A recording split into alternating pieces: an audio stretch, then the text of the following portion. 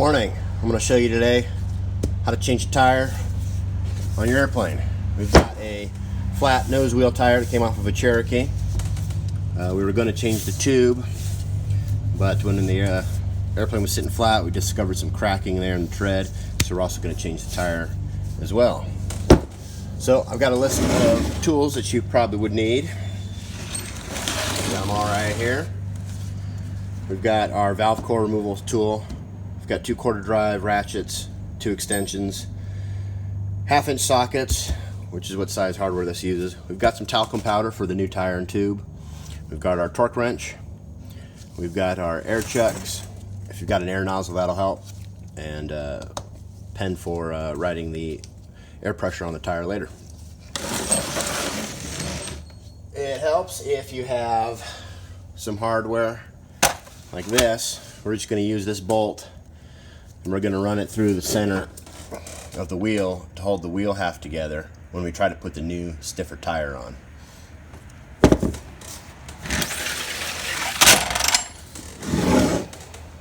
So first thing you always want to do, find the valve core and remove the Schrader valve.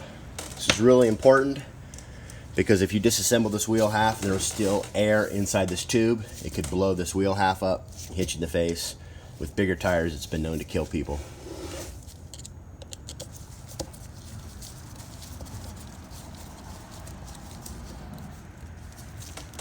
Remove the Schrader valve. This one's got no air in it, so we're good. I'm going to put this on the floor and I'm going to stand on the bead of the tire to try to break it loose from the rim. This side has already been broken loose because it got a flat on the runway. So I only have this side to do.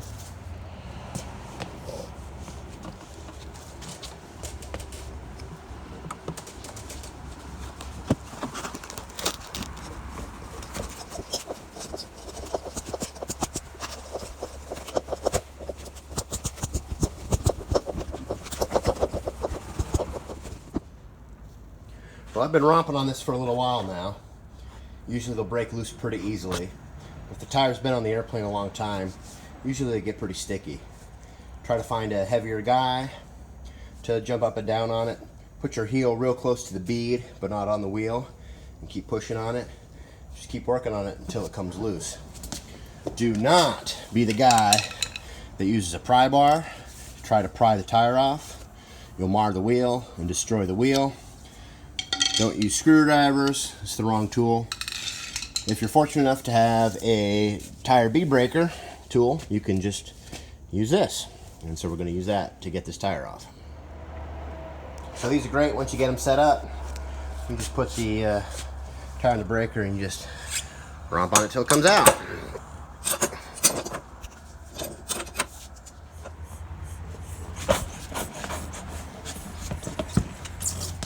Okay, we got the bead broke on both sides of the tire. Now we can remove the wheel. Alright, bead broke. Now we can loosen up our nuts.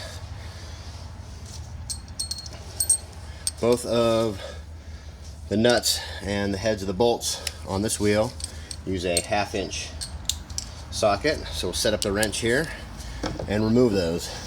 It's a good time to double check that you have removed your Schrader valve from your valve core, and that the tire is truly flat and out of air.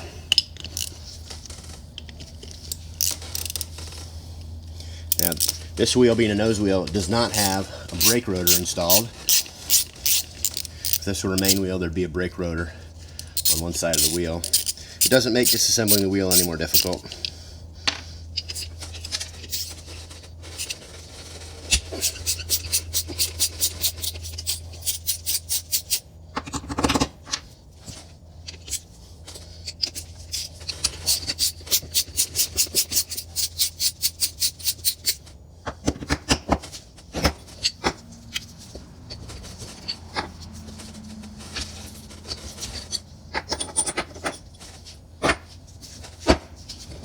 And you just pull the wheel up and out. And there's the wheel. Set that aside. Flip this over. Pull the other wheel half out. Now you may get a little resistance from the valve stem there. You can just push that out with your thumb. pull the wheel half off. So here's our old tire and tube. We're going to throw these away, so we don't need to really inspect it. But we're going to pull this tube out, take a look, and try to figure out what the cause might have been. The owner reported a slow leak on this nose wheel tube and continued to fly it, and it eventually failed on him. So there's very likely a pinhole in here. We can put some air in it and see where the leak is. Trailer valve back in. Now these Schrader valve tools you can get at any auto parts store. This one I got from an AutoZone, and these are great because they have a torque wrench in them. You just twist it until it clicks. That's torque just enough.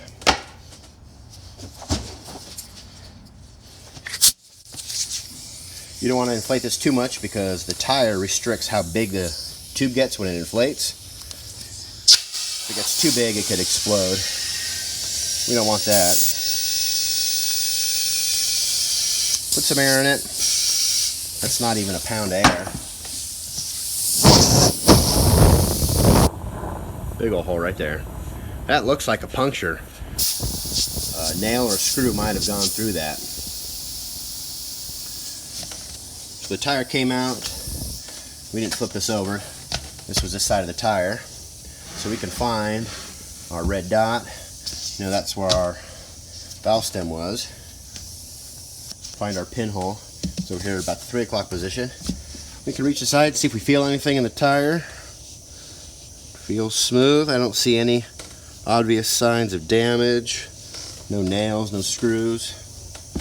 But either way, we're rejecting this tire and this tube. Here is our new inner tube and our new tire. These are good to inspect beforehand as well. Keep this for the aircraft records. Don't want to look for any damage, any sharp parts inside, anything that may have fallen in there during shipping. That all looks free and clear. This is what we use our talcum powder for. This prevents chafing on the inner tube and the tire. So go ahead and put some talcum powder in here.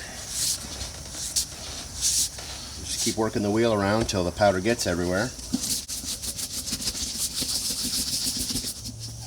That still looks a little light. You can be pretty generous with this stuff. It doesn't hurt to have too much.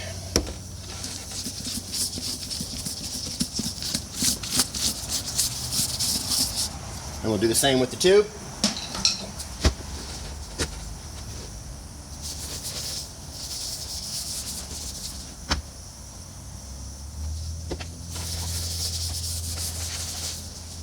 Looks pretty good. Okay, we need to remove this Schrader valve from the new tube. There's your new cap.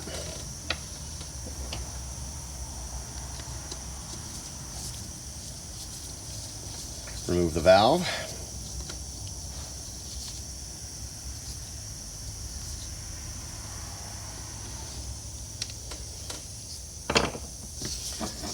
And if you've got your air nozzle, you can put a little air in this tube first to make sure there's no wrinkles in it.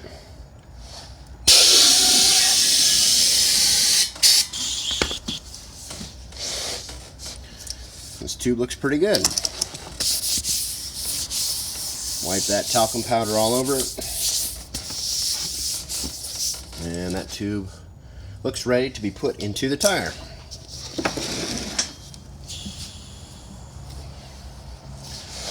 So the valve stem on the inner tube is going to be the heavy side of the inner tube. The tire manufacturer marks the light side of the tire with a red dot. So if you align the valve stem of the tube with the red dot on the tire, the assembly should generally be in balance. You're putting the heavy side of the tube aligned with the light side of the tire. Push all the air out of it and start shoving it in the tube.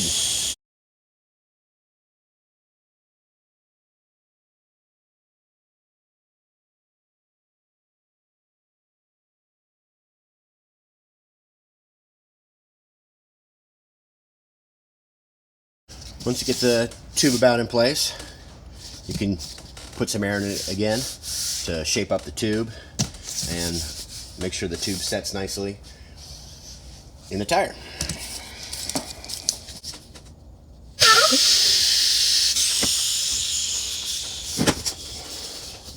No wrinkles on the inner tube inside the tire.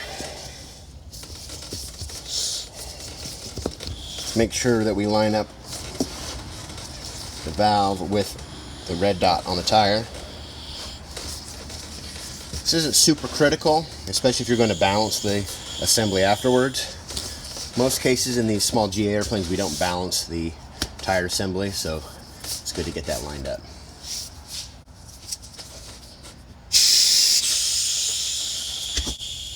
It's good to me. Put that aside. Now time to look at the wheels. You do not have to do wheel bearings during a tire change. A lot of flight schools choose to do it that way. These are supposed to be addressed during the annual inspection. These ones were done at the annual. It's a little grody here, so I'm going to clean up the outside. But I did the wheel bearing service on these not too long ago. So we'll just clean up the wheel. We'll inspect them for cracks. They're known for cracking inside the wheel flange. This is very good to do, especially on an airplane that doesn't have tire changes a lot. If it's had the same tire on it for 5 or 6 years, you have really no idea what's going on inside. So this is a great opportunity to inspect the wheel, make sure it's free of corrosion and cracks, and clean it up.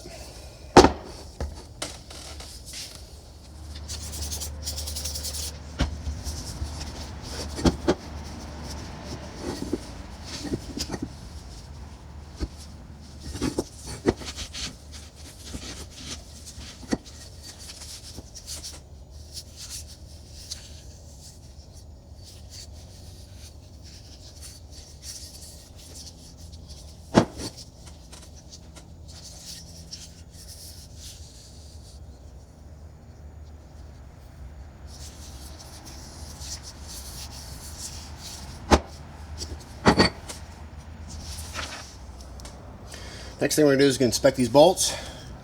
These are the bolts that came out of the wheel halves. Look them over for stretching, mainly in the thread area, which would indicate they were over torqued, which could have damaged the wheel. If you chose to clean these up on the wire wheel, you can. You don't want to wire wheel the cat plating off of the shanks at all. But look over each bolt, make a decision whether or not they are serviceable, and all of these are, so we're going to use them. The next thing is we removed these old lock nuts. I'm going to replace those. And as a note for you owners and pilots, we've got two different lock nuts here. Got an AN395 and an AN396. The nylon lock nuts are advisable not to use on a wheel with a brake, because the braking creates heat, which degrades the nylon and then makes the nylon lock nut not work as it's designed. This is a high temp lock nut. This would be what you'd want to use on a wheel with a brake. Since this is a nose wheel, we can use either of the nuts that we wanted to. I'm going to use the high temp lock nut because that's standard for what I like to use. Okay, now we're going to install the wheels into the tire. Find your wheel that has the hole in it for the valve stem. Some wheels have holes on both wheel halves. This one does not. Guide the valve stem in. Make sure it's straight. You don't want to cock it like that. Make sure it's nice and straight. If you keep it nice and straight, when you do see that it's cocked, you can assume that the tire has slipped on the wheel and that it's putting a side load on this valve stem and would eventually tear and create a leak in your inner tube. So get that guy nice and straight. Make sure there is no inner tube contacting your wheel half. The most common cause of flat tires after a tire change or an inner tube change is the inner tube gets pinched between the two wheel halves. The second you do that and torque it down and realize that you've pinched the tube, you've damaged the tube enough that it probably won't last. I'm going to put the bolt heads through this wheel.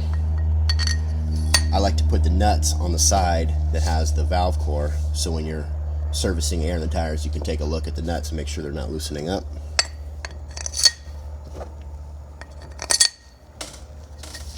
And then use the bolts as guide pins and slide this wheel half into place. You should hear a nice solid click like that. That way you know that the tire is free of the wheel and that the tube hasn't been pinched. And in a tire like this is a low ply, this is a 5-ply tire here. This is pretty easy to squeeze, and we're able to get full contact on both wheel halves, and we get all of the bolt showing through, so we're able to put new washers on and new hardware on. But in some cases, the sidewall of the tire is so stiff that you can't squeeze the wheel halves in all the way. If that's the case, find a bolt. This is just generic hardware store hardware. Find yourself a couple of washers, and you can build yourself a clamp using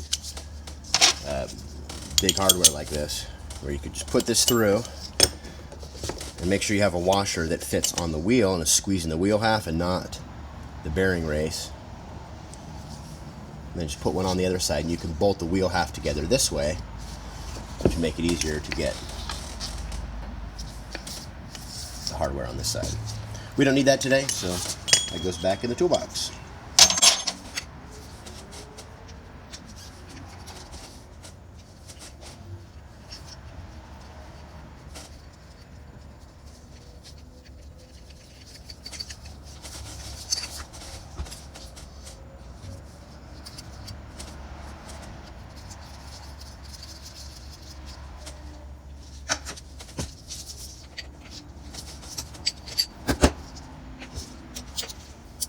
And we'll put torque wrench on them.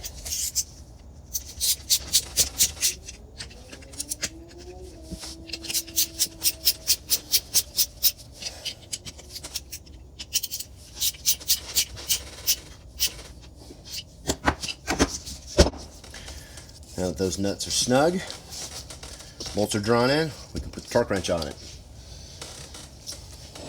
I'm not going to tell you what to torque these to. Each wheel is different. In this case, this is a Cleveland wheel. We can go to the Cleveland Field Technician's Service Guide.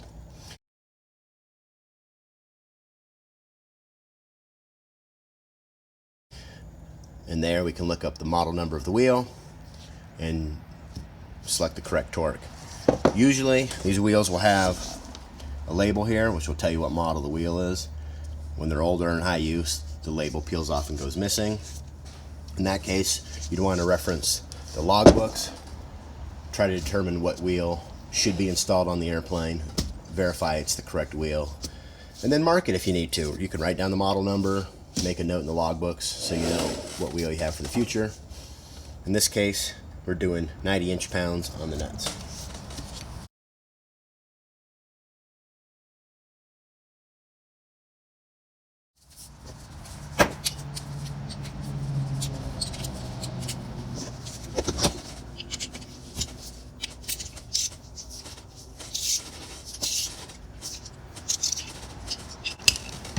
Just like a car wheel, you draw them in a star pattern to make sure that the wheels are lined up and square with each other. And once everything is snug, we can put a final torque on it.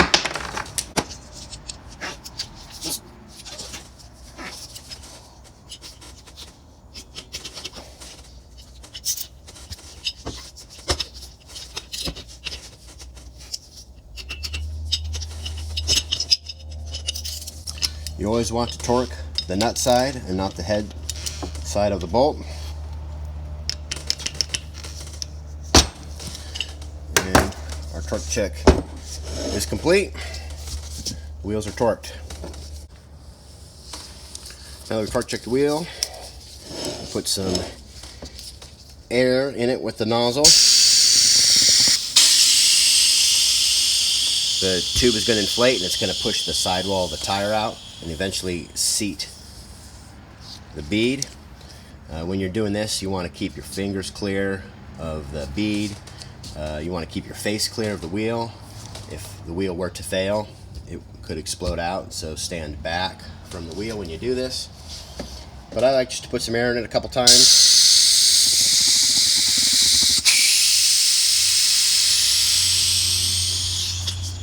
Wheel looks square, our bead is seating pretty good. We can put the Schrader valve in now and service the air in the tire the correct amount. Here's our new Schrader valve, our Schrader valve tool.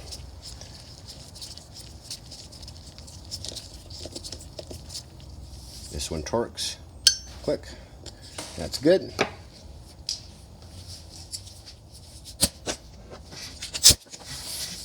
Again, stay clear when servicing the tire. In this tire, we're servicing at 30 pounds, according to the airplane flight manual. 30 pounds.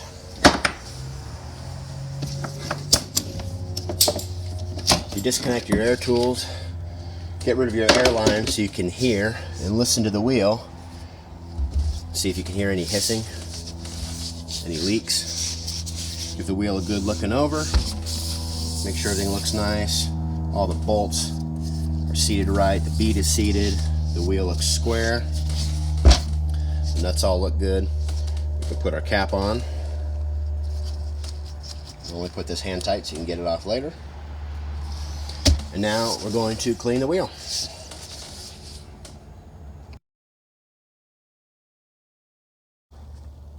I'll spare you the boredom of me cleaning the wheel and tire, but I put some tire shine on it, cleaned up the wheel again. I like to make a little mark so when this tire is hidden by the wheel pant, you can easily find where the valve stem is when you want to service the wheel. So I put a little dash mark with a paint pen, and I also like to write the tire pressure on the sidewall of the tire. But this tire is done, looks good. We're going to go install it back on the airplane. Hope this was helpful. Thanks for watching.